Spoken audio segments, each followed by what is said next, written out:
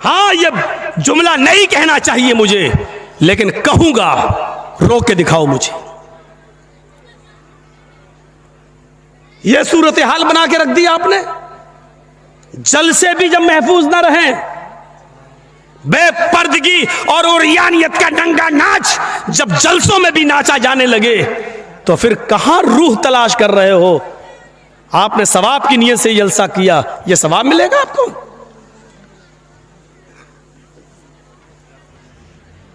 मर्दों से आवाज नहीं आ रही है, देख रहे हैं आप, और औरतों की आवाज अभी भी यहां तक आ रही है। आ रही है ना? आप देख लीजिए। पता नहीं कौन मशवरा देता है इतना करीब इन औरतों को बिठालने का आपको। इनको तो 2 किलोमीटर दूर इंतजाम करना चाहिए इनका। ये तो साड़ी कितने की आई तेरी, कहां से ली तूने, चप्पल के, हाँ बिल्कुल मैच कर रही है।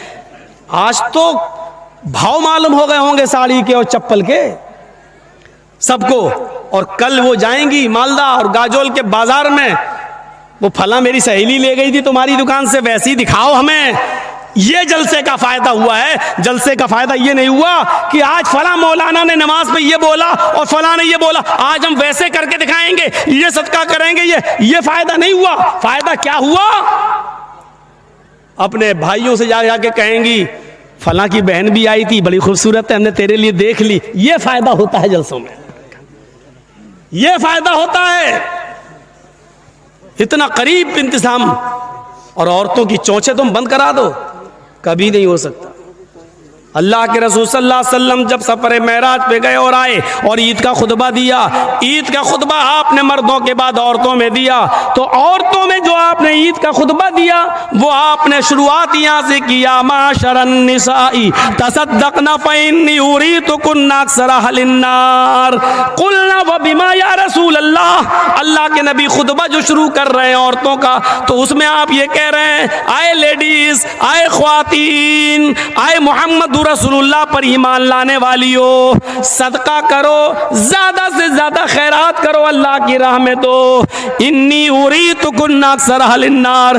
जब मैं मेराज पे गया, मुझे जहन्नम दिखाई दी, तो जहन्नम में सबसे ज्यादा जलती हुई मैंने औरतों को देखा है। औरतें जहन्नम में सबसे ज्यादा जल रही थी। कुल्ला वबिमा, सहाबियात ने कहा अल्लाह के रसूल बस, इसके आगे हम कुछ नहीं सुनेंगे। आपने ये कह दिया औरतें सबसे ज़्यादा जहन्नम में जलती हुई मैंने देखी, वजह बता दीजिए, रीज़न बता दीजिए, हम उस पर अमल करेंगे ताकि जहन्नम में हमारी तादाद ज़्यादा ना हो। अमल के लिए 2 घंटे की तकरीर नहीं हुई थी, 3 घंटे का लेक्चर नहीं होता था अल्लाह के रसूल के ज़माने में।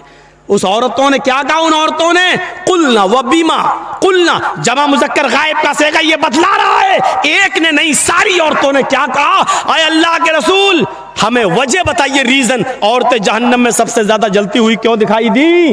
तो अल्लाह के रसूल ने पहला रीजन, पहली वजह बताई तुक्सिरन लान, और दूसरी वजह बताई तकफुरन आशीर। पहली वजह लान तान ज्यादा करती हो, जबान बहुत चलाती हो, मुंह बहुत चलाती हो, तुम्हारा मुंह बंद होता ही नहीं। हकीकत है, 2 औरतें अगर कहीं बैठ जाएं तो कंपनी मिल जाती है। 2 मर्द अगर ट्रेन में जाएंगे तो थोड़ा सुकून मिल सकता है, लेकिन अगर 2 औरतें ट्रेन में चली जाएं तो 24 घंटे का सफर बहुत आसानी से कट जाएगा, बात करते करते करते करते। क्योंकि हमें और आपको एक आदमी के बारे में मालूम होगा, उनको तो पूरे खानदान के बारे में मालूम होता है। एक बादशाह ने ऐलान निकाला, जो सबसे बड़ा झूठ बोलेगा उसको सबसे बड़ा इनाम देंगे।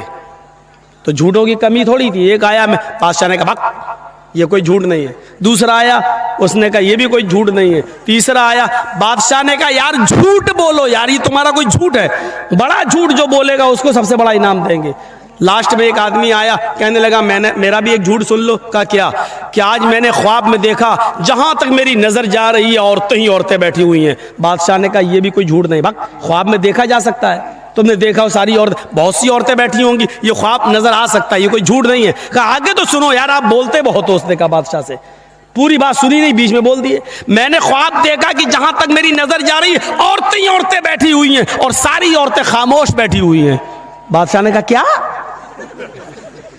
जहां तक नजर जा रही है औरतें ही औरतें, कहां, और सब खामोश, ये हो ही नहीं सकता। कहा क्यों? कहा 2 औरतें खामोश नहीं बैठ सकती और इतनी औरतें खामोश। इससे बड़ा झूठ तो कोई हो ही नहीं सकता। उसको सबसे बड़ा अवार्ड दिया, सबसे बड़ा इनाम दिया, सबसे बड़ा इनाम। तो ये औरतों का एक रिकॉर्ड है, और इस रिकॉर्ड को अल्लाह के रसूल ने यही कहा, तुक्सिरन लान, तुम लानो तान ज्यादा करती हो, एक दूसरे की बुराई ज्यादा करती हो, एक दूसरे की गीबतें ज्यादा करती हो, एक दूसरे की बुराइयों में लगी रहती हो। वह तकफुरन अल-आशीर, और दूसरी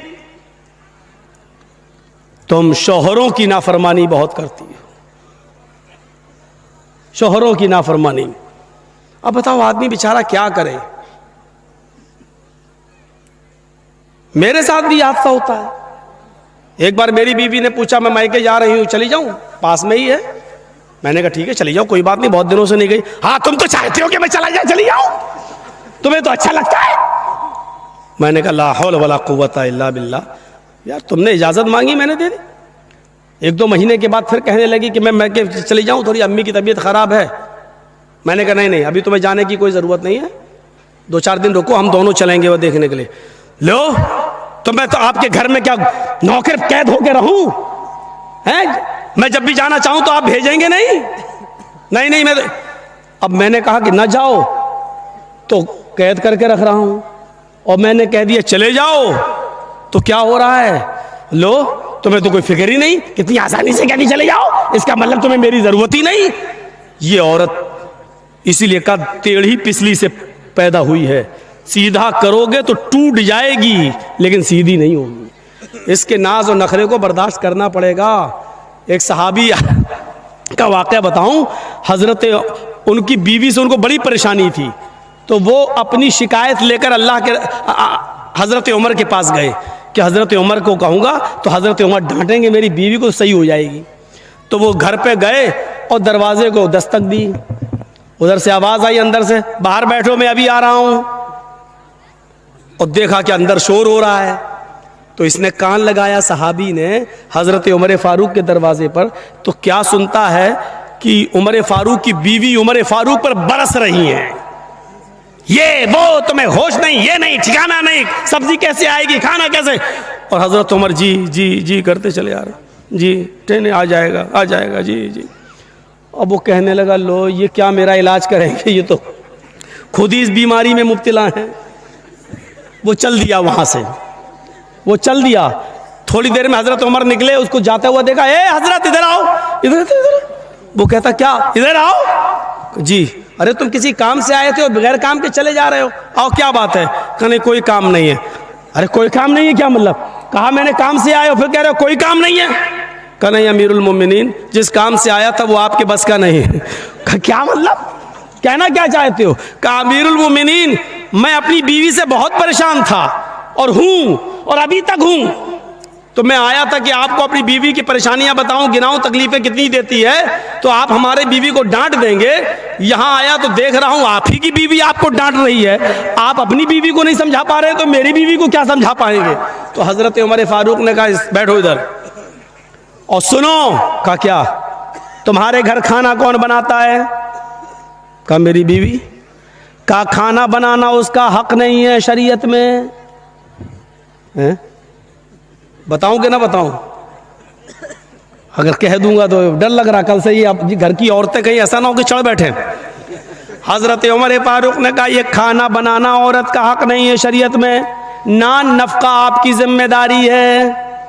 जब निकाह होता है तो उसमें मेहर मुतय्यन किया जाता है, लिखा जाता है इतना इतना मेहर अलावा नान नफका, यानी पकी हुई रोटी पका हुआ खाना खिलाना ये आपकी जिम्मेदारी है। लेकिन अल्लाह ने मेरी बीवी के दिलों में इतनी मोहब्बत डाल दी है कि वो घरों में बावर्चन बन जाती है, हमारे लिए खाना बना देती है। अच्छा ये बताओ तुम्हारे बच्चों की पेशाब और पायखाने को कौन साफ करता है? कहा मेरी बीवी। कहा ये भी उसकी जिम्मेदारी नहीं है, बच्चा आपका है। बेटा बेटी जो है वो बाप का कहलाता है, बच्चा पैदा हो जाने के बाद वो बाप का है। ये बाप की जिम्मेदारी है पेशाब और पायखाना करे तो साफ करे, लेकिन वो हमारे लिए बेचारी इस लेवल पे आ जाती है, हमारे बच्चों के लिए वो आया बन जाती है और वो उसका पेशाब और पायखाना भी साफ कर देती है।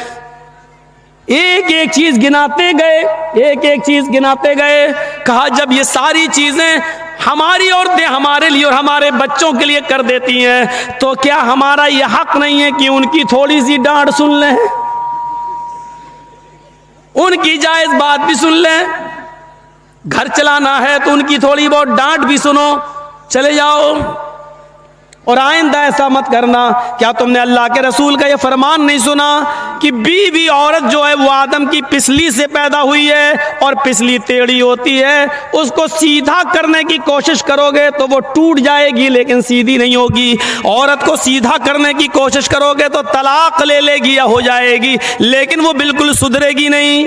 इसलिए थोड़ा बहुत उसकी कजी और कभी को तुम्हें बर्दाश्त करना पड़ेगा। जी आप सही कह रहे हैं। बेचारा चला गया। मेरी माँ बहनों, हाथ जोड़ के अब विनती कर रहा हूँ, ऐसा ना हो कि कल तुम ये कहने लगो अब खाना तुम बनाओ, मौलाना साहब ने कह दिया, ये हमारी जिम्मेदारी नहीं है। ऐसा ना हो। बहुत कम जगहों पर हम ये बयान करते ही नहीं है, क्योंकि आजकल औरतें गलत इस्तेमाल भी ले लेती है ना। एक बार मैंने किसी जलसे में कह दिया था कि अगर किसी का शौहर अपनी बीवी को पूरा खर्चा नहीं देता, बीवी बच्चों का, तो बीवी अपने शौहर की जेब से या अलमारी में से उतना पैसा ले सकती है, उसको बताए बगैर, जिसको चोरी नहीं कहा जा सकता है, बताए बगैर ले सकती है, जितने में उसका और उसका खर्चा चल जाए। ये जैसे ही मैंने जिस तकरीर में मैंने कहा, दूसरे दिन मेरी जेब से 5,000 रुपये गायब हो गए। उस दिन से बयान करना छोड़ दिया। ये तो नाजायज इस्तेमाल करती है। फिर इतनी इजाजत दे दो 100-200 रुपए की, तो इनका 100-200 रुपए में कुछ होता ही नहीं है, 5,000। फिर ये होता है कि मौलाना ने कहा तो था ले सकते, तुम देते नहीं हो इसलिए हमने ले लिया। अरे अल्लाह के बंदी, मैंने तो ये कहा है कि जितने में तेरे घर का बच्चों का गुजर बसर चल जाए उतना। हाँ तो क्या हुआ, साड़ी पुरानी हो गई नहीं लाए, फेयर एंड लवली खत्म हो गई, लेने जाना है। और परफ्यूम भी तो ऐसे ऐसे आ रहे हैं, मेकअप के सामान भी तो ऐसे ऐसे। अब एक मेकअप चला वाटर प्रूफ, हमने तो वाटर प्रूफ शामियाना सुना था, वाटर प्रूफ हमने वो सुनी है, घड़ी सुनी है, लेकिन अब वाटर प्रूफ मेकअप कर लो, क्रीम पाउडर, उसके बाद चाहे कितना नहाइए धोइए, वो मेकअप हटने वाला नहीं है।